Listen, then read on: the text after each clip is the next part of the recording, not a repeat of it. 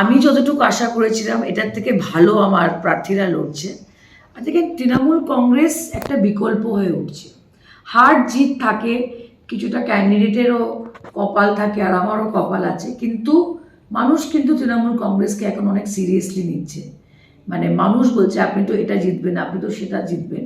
So আমরা আসাম রাজ্যতে একটা বিকল্প হয়ে উঠে এসেছি এই নির্বাচনে।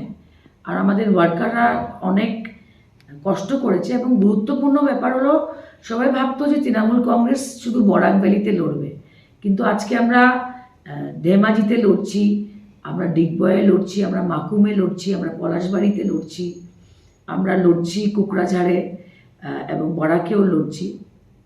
তো একটা ভালো বার্তা গেছে তৃণমূল কংগ্রেসের দল হিসাবে, সব জাতি ধর্মকে নিয়ে আমরা চলছি। এবং একটা অনেক অপপ্রচার হয় যে তৃণমূল কংগ্রেস খালি মাইনরিটি এরিয়াতে কাজ করছে, এটা ঠিক না। কারণ 22টা ক্যান্ডিডেটের মধ্যে আমরা 7জন মাইনরিটি ক্যান্ডিডেট দিয়েছি, বাকি সবাই জনজাতি বা অ্যাসামিজ, হিন্দু বাঙালি আছে। তো আমি আশা করছি যে জনগণ আশীর্বাদ করবে আমাদের। এবং আমাদের মূল উদ্দেশ্যটা হলো যে বিজেপির গভর্নমেন্ট জন্য আসামে আবার হয় না। তাই বলে অনেকে বলছে আপনারা কংগ্রেসের ক্ষতি করছেন কিনা।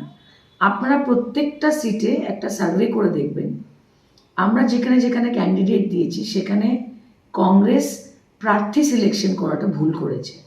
শুনাইয়ে দেখেন কি অবস্থা, কী ধরনের ক্যান্ডিডেট এজিপি দিয়েছে আর কংগ্রেস দিয়েছে। কাঠিগড়াতে দেখেন, একজন আরএসএস প্রচারককে এনে কাঠিগড়াতে দিয়েছে। আজকে সাউথ করিমগঞ্জে দেখেন, যার নাম 5 নম্বরে ছিল সার্ভেতে, ওকে টিকিট দেওয়া হয়েছে। ধেমাজিতে একজন মিসিং লিডার, যে লুরিনজ্যোতির পার্টিতে ছিল, 5 বছর কাজ করেছে, ওকে বাদ দেওয়া হয়েছে, আমরা ওকে দিয়েছি। সো আমরা কারো ক্ষতির করার জন্য না, কিন্তু যেখানে বিজেপি ওয়াক ওভার পাচ্ছে সেখানে তৃণমূল কংগ্রেস প্রার্থী দিয়েছে। আর আমি আশা করছি যে সংখ্যা বলবো না, কারণ আমি জানি 9 তারিখ যতক্ষণ বাক্স বন্ধ হবে না কেউ জানে না কি হবে, কিন্তু আমাদের রেজাল্ট ভালো হবে।